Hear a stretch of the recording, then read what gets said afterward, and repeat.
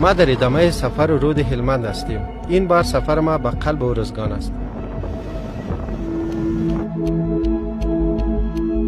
پس از گذر از کوتل‌های نفسگیر و راه‌های پرپیچ خم به جای رسیدیم که رود هلمند آرام و با شکوه جریان دارد. اینجا ولسوالی زیبای گیزاب است، سرزمین میان کوه‌ها با طبیعت ناب و مردمان صمیمی که زندگیشان در کنار این رود کهن ادامه دارد.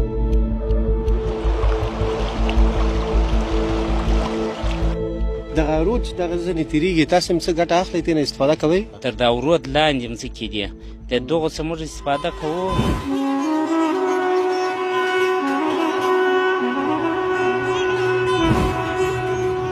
ساحه‌ای که فعلا قرار داریم کندوگک است، مرز میان ولسوالی شهرستان و ولسوالی گیزاب.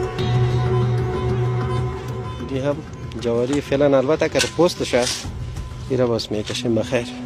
د کوم یو پخه نه ده چې وخورو؟ وده دا اوس درته پخوم. خیږي.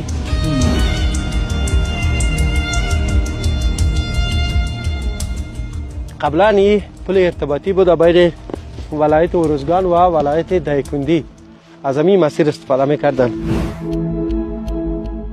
از قصه های آب و زمین گرفته تا آرزوهای نسل امروز همه را در این برنامه به تصویر میکشیم. تا سخت‌ترین مرحله این سفر خود رسیدیم. ناگزیر بوټای خود بکشم و از بین دریاچه رود هلمند بگذرم. همراه ما باشید با روایت تازه از رود هلمند در ولسوالی گیزاب و ولایت زیبای ارزگان.